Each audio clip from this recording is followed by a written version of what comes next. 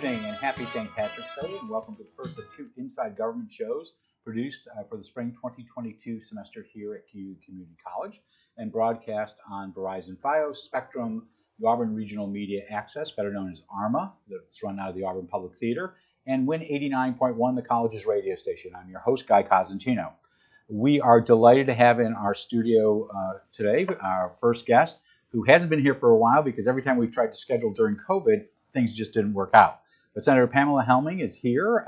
She was first elected to the Senate in 2016 and now is in her third term representing the 54th Senate District that includes parts or all of 6 counties, stretching from Monroe County to Cayuga County and down to Tompkins. That will possibly all change, and we'll talk about that at the end of the program. But we've asked her on today to give us an update on a number of items that are before the Senate and the legislature as a whole. Most importantly, the budget that has to be adopted in 2 weeks, or should be adopted in 2 weeks. We'll talk about 6 prisons that have been closed, at least one of which was in her district. We'll talk a little bit about the performance of the new governor, Kathy Hochul, as well as the proposal she has, this being the senator, to deal with the gas tax while we're having rising prices due to a number of outside indicators. We also may even talk a little bit about politics because she is the Senate Republican Campaign Committee Chair.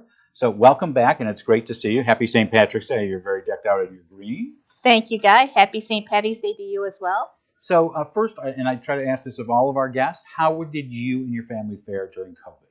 We fared very well, very well. Several of my family members did get COVID during the Christmas break, but everyone did well, mild symptoms, so very well. And the last time you were here, you had a new baby granddaughter who was maybe 1 at that time. Right. And in the last 9 months, you had another addition. Yes. So my granddaughter is now 3 years old. She just turned 3, and my grandson, my new grandson, Charles, he's 9 months old. Congratulations. And they live where? They live in North Carolina, just outside of Fort Bragg. So your son-in-law, as we've said, you are a very strong proponent of those in active military service and veterans, and your son-in-law is doing what? He is transitioning out of the Army. He's now at Duke University finishing up his MBA. And where did he go to college? He went to school at the United States Military Academy at West Point. So he has an engineering degree that he wants to combine that with his MBA and find work now. Great. I guess having 2 children, it kind of shifts the priorities. Well, congratulations on the second grandchild. So I want to, obviously the most important thing in the news right now is the budget. So we're about 14 days out. Today is the 17th as we tape this on St. Patrick's Day. Where is the legislature overall in the budget process? So I'd say we're in the second phase of the budget process. We're at the stage where the legislature has just introduced their one-house budgets. The Senate one-house budget came out, as did the Assembly one-house budget. And for people who may be wondering, what are these one-house budgets? The way the process works is the governor introduces her spending plan with her priorities in it, and then about 30 days later, the legislature introduces their priorities. And the way I like to share with people or relate that, the one house are like when I was a kid, they used to still send out catalogs, right, around Christmas time. You get the catalog and the marker and circle everything you would hope Santa would bring you. To me, that's what the one house budgets are like. The legislature throws everything that they possibly can into these budget bills, and then the negotiations begin. So you'll find with your grandchildren that they will get Amazon catalogs that they'll still be able to do with the toys. The governor released a $216 billion budget. It sounds like at least one of the one house bills is another $6 billion on top of it. So kind of combining both of those, whether you want to deal with the 216 or the $6 billion extra, is there anything in the budget you like? So I'll just say the Senate one house budget proposed an additional $9 billion spending. This is a historic amount of spending, and we're talking about grandchildren and the future of our state. That's my primary concern with this level of spending, that we just continue to increase. What are we setting our children and our future generations for with this level of spending? There is no way to sustain it.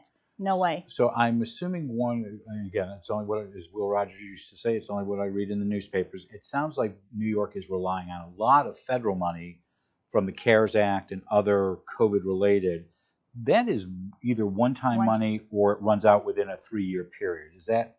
That is correct. So the spending that is being built in are not for like one-shots necessary. These could be new programs. Yes. Yep. It's a combination of both new programs that are being built into the budget and also one-shot boost to existing plans. But you did ask, was there anything in the budget that I like? I mean, with $225 billion worth of spending, there's something that everyone is going to like. I'm always a proponent for our schools and education, our hospitals, our rural hospitals. I feel that they need a tremendous amount of support after what they just experienced with COVID. So I'm happy to see that there are some measures to sustain our rural community hospitals. There is something else that I like in the budget, and that was back in 2019, then Governor Cuomo had buried in the budget a policy that created a new tax on broadband expansion fees. They were fiber optic taxes, and what it really did was it slowed down the build out of broadband services, again, especially in our rural communities. And you represent a district that is, it's nice to say you've got Monroe County where Rochester is, but you have a lot of areas that are not on a system or are still dealing with AOL and dial-up. And it's surprising too, even in the small cities that I represent, Auburn, Geneva, the city of Canandaigua, we have pockets that don't have reliable or affordable broadband services. So it's really important that we focus efforts to expand broadband. And after the 2019 budget was adopted, that new tax was added, I introduced legislation to repeal the broadband tax. And I'm so happy to say that in this year's Assembly One House budget, they used the exact language from my legislation.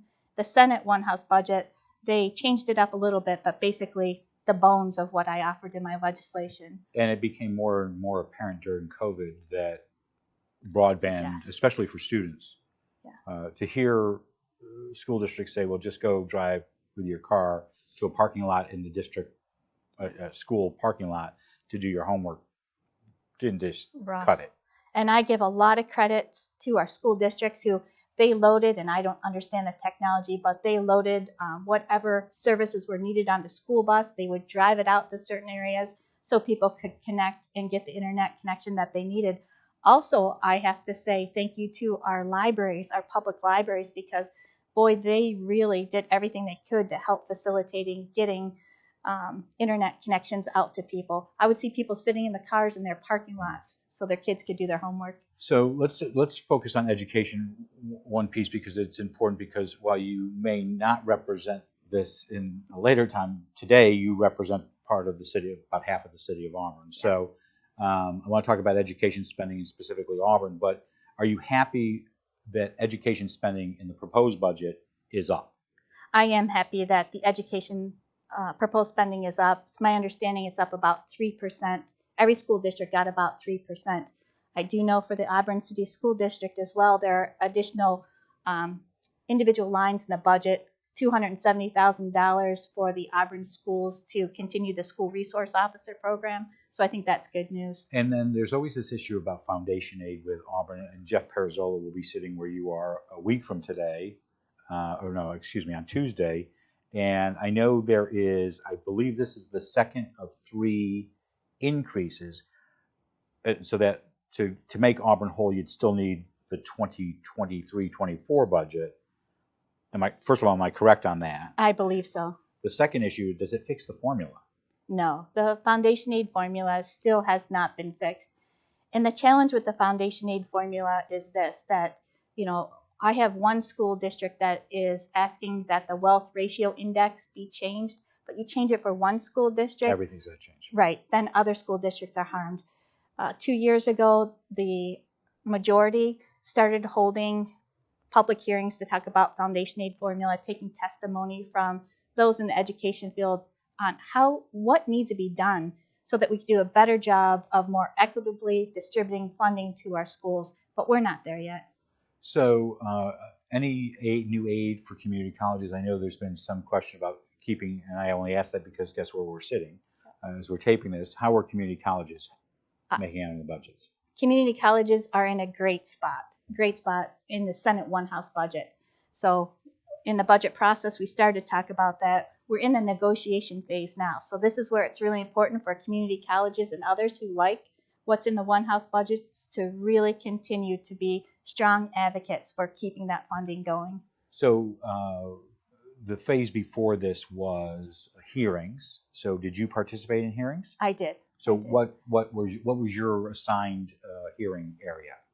So you're assigned hearings based on the committees that you serve in. I'm the ranking member of the Housing and Community Development Committee, so I participate in the housing hearings. I'm also the ranking member on insurance, and I serve on a whole host of committees from agriculture so those to tourism. You would serve in on those budget hearings. So one of the pieces, and this, I'm going in a different direction, not where it's starting, but to-go alcohol, and was a big issue during COVID, where restaurants, many of them in your district, would package food and they would package cocktails for people as long as they could identify that they were of legal drinking age, and they would pay for them. So that ended last year because there's a law against it, and then the governor seems to have put it back in as a policy change. Am I correct on that in general? Yeah. So I know there's some question right now about whether or not it's still in one of these one house bills. First of all, do you think it's a good idea? I do think it's a good idea. I think the alcohol to go is really what literally saved some of our restaurants during the pandemic when they were mandated to close or they were mandated to be partially opened.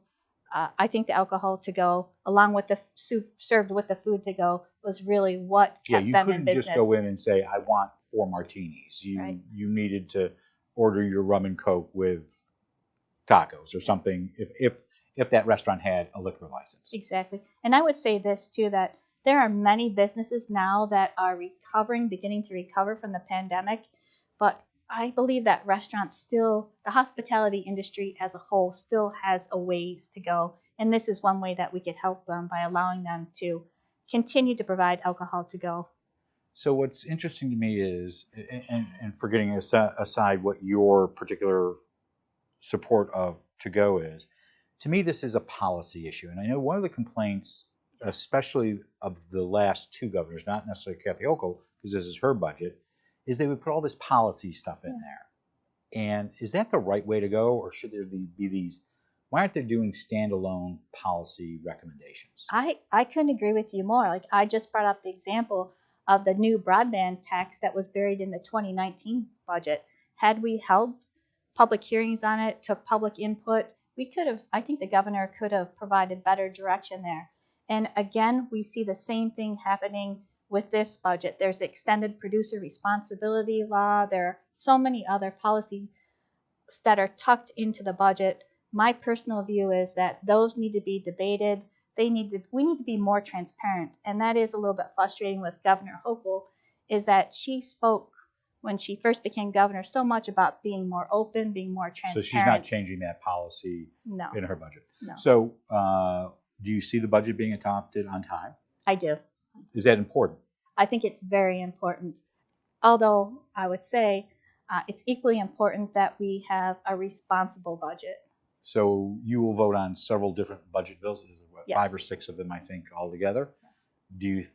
At this point, do you see you're supporting any of them?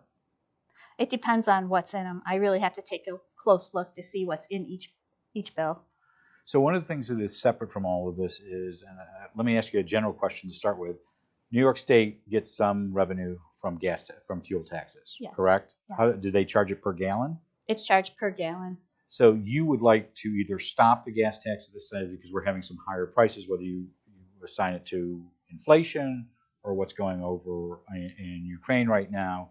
You would like to cap it, stop it, or revoke it? Any of the above. Okay. Listen, I just want to provide some relief to the people in New York State. I, in my 5 years in office, have never gotten as many calls as I'm getting now from people who are struggling, whether it's farmers now with the cost of the fuel to fill their equipment, whether it's the cost of heating fuel for folks. So there's gas taxes on all of those. There's on some type of fuel tax on all of that. Since last October, I have been calling for a pause on the state gas taxes. So the American Petroleum Institute says that New York State charges 46 cents per gallon. I've been calling on New York State to pause that. Let's come So up not with a a certain, permanent, not a permanent, right? no. So, okay. And I will just suggest this too. There are people who say, well, if we pause the gas tax, we're going to hurt our local governments, right? Because their CHIPS funding, that's the consolidated highway funding, the money they get for their roads and bridges is linked to the gas tax. That's what helps fund Well, many it. of these communities also have their own gas tax. Exactly. Okay. Yep. So the other item that occurred in the news in the last 10 days, unfortunately, has been 6 prisons have been closed. I believe at least one of them is in your district, or are there more? One. So first of all, why did this occur? Again, this was policy that was buried in the state budget, right? Governor Cuomo put in policy that allowed the governor. The current year's budget. Yes. Okay. Yes. Yeah. So part of policy, the governor, I don't know that Governor Cuomo called, he may have left office before he implemented this, but Governor Hochul did in November assign 6 prisons to be closed, correct? Yes. And so the language allowing the governor to close the prisons, it may have been included in a budget prior to last year. It was early, because last year, I believe, or 2 years ago, Governor Cuomo also closed, was it 4 prisons? Right. Now Governor Cuomo's closing 6 prisons. So this has been going on for some time. And with Willard closing, it's a tremendous concern for the community. So those who may not know what Willard is. Willard is a drug treatment, substance abuse center. It allowed for alternatives to incarceration. At least that's the way I explain it. I'm not sure that's technically correct, Okay. but it was a good program. You're not on Crime and Commissions Committee, are you? Not anymore. Not No. anymore. Okay. But it's a good program, and it's one that the governor has said, we need more drug treatment facilities. So it boggles my mind why we would close the one that we have. So what happens to those employees, first of all? So the corrections officers and the union employees were all offered alternative positions in other areas. So they've all been moved. Willard closed last Thursday. Non-union employees, I've been told, have been offered alternative positions as well. And what happens to those properties? Because we've been hearing about, has the state been able to sell any prison they've closed? I'm not sure. I do know Butler was closed in 2014. That's located in Wayne County, and there's been no action on that.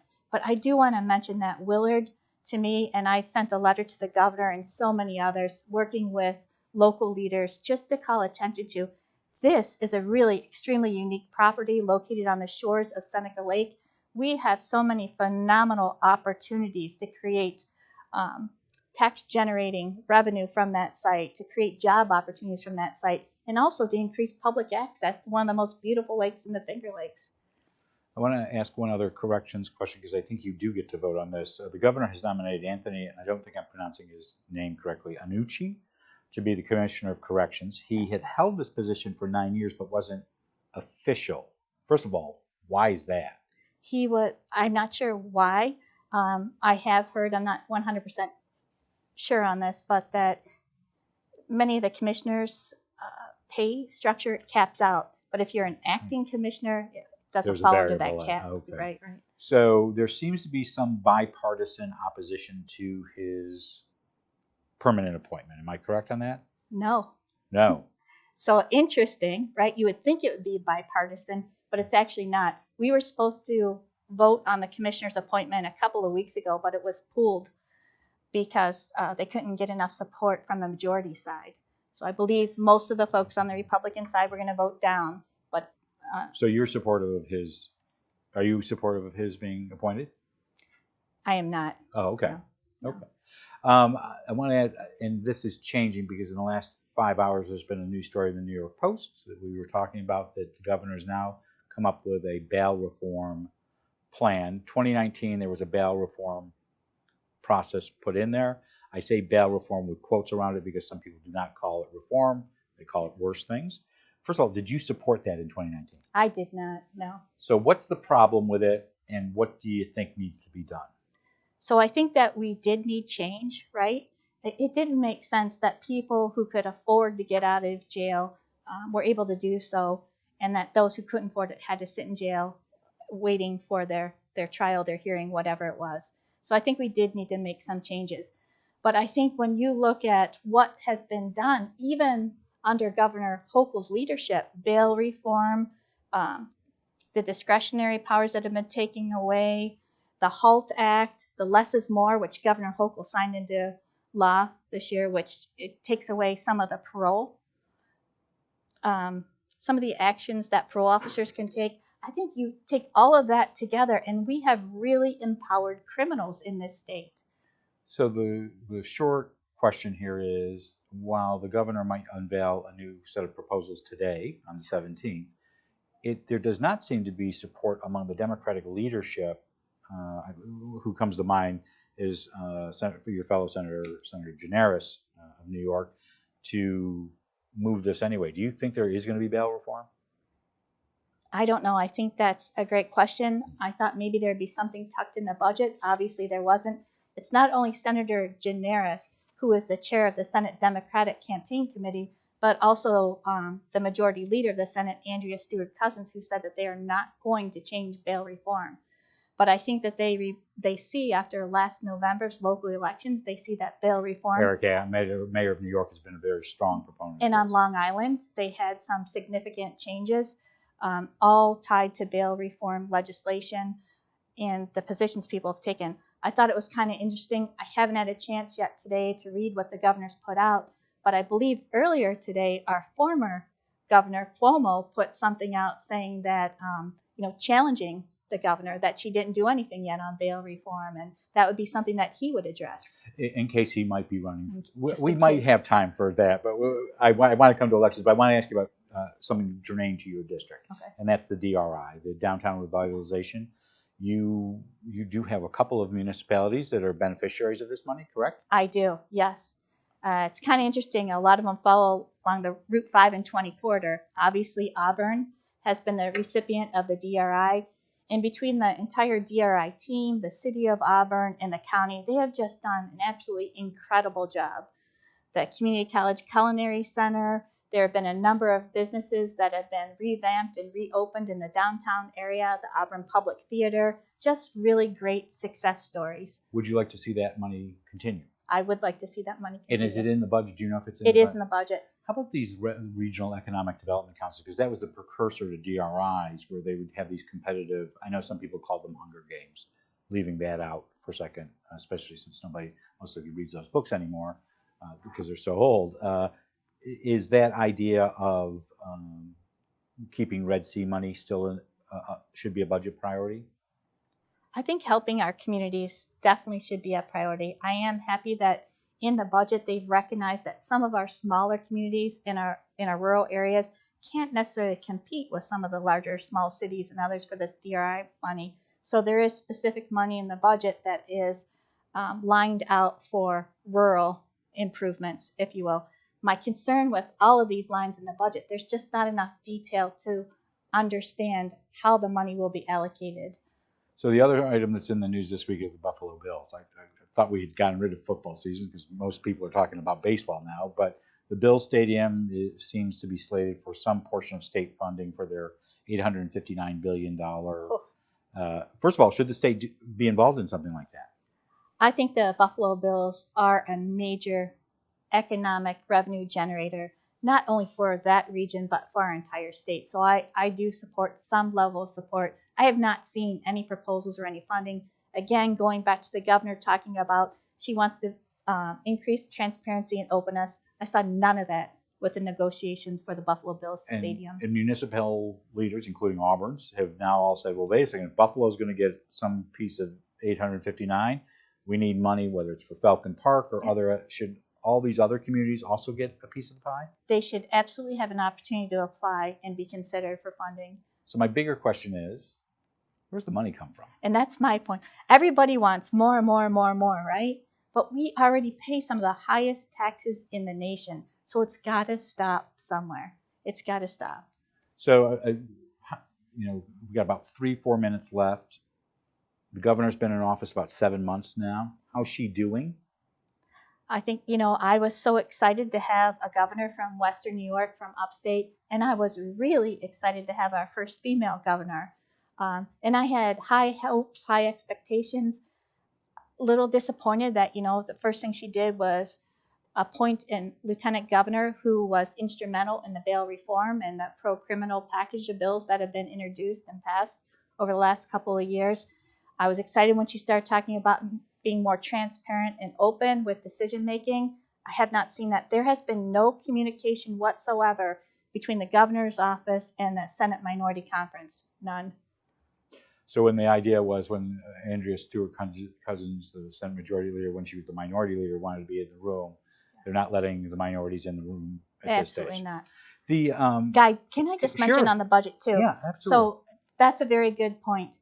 And when the Senate One House budget came out, the spending plan, like we talked about, $225 billion or whatever it was, the Senate majority said to the minority conference, to us, this is going to be voted on as a resolution. So the policy allows a 30-minute debate on a resolution. Imagine that, 30 minutes to debate a $225 billion spending plan that we had less than 24 hours to review. They extended it graciously to give us 2 hours. It's ridiculous. So I want to ask, we got 2 minutes left. I want to ask a little bit about politics, only because you are representing currently the 54th Senate District under the proposal that is now out there, or that people are circulating petitions for. They're due in early April. You would lose the city of Auburn. Am I correct on that? You are correct. Would just have the top, how many towns? 4 towns in Cayuga County. So this was supposed to go to an independent redistricting, and we don't have a lot of time for this, but go to an independent redistricting commission to divide up these new districts. What happened?